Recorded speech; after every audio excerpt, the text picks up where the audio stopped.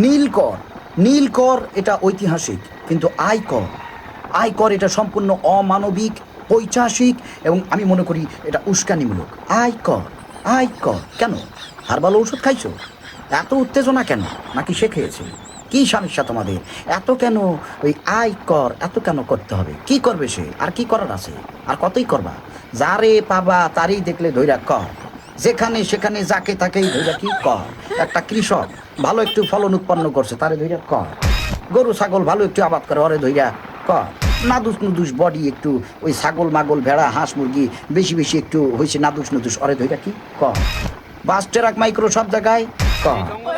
এবার আইছি motor cycle bike, একটু বউ পোলা পান লইয়া একটু ঘুরবো, একটু বাতাস খাইবো খোলা জায়গায়। এখন মোটর সাইকেলের হোগাই সুন্দর সুন্দর বাতি জ্বলে, এদিকে কি আরে ধৈর্য কর।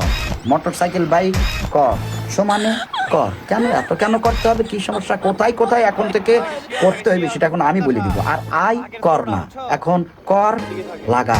যারা ঘুষ খায়, ঘুষ তারা কোনো কলম চালে না, এগরে ধরা কর লাগা। যে অফিসারের কাছে গেলেই আগে ঘুষের টাকা গুনতে হয়, ওরেও ধইরা কর লাগা। প্রশাসনের বিভিন্ন জায়গায় আছে, টাকা ছাড়া কোনো কাম হয় না, ওরে ধইরা কর লাগা।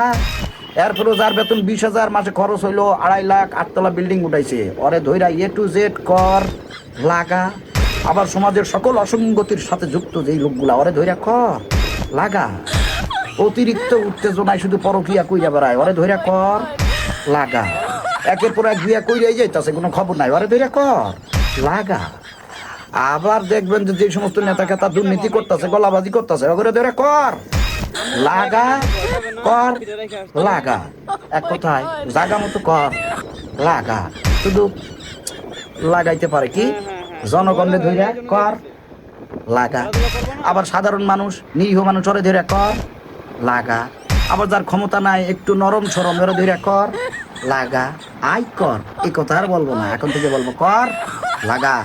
ধর কর লাগা, ধর কর লাগা, সমানে কর লাগা।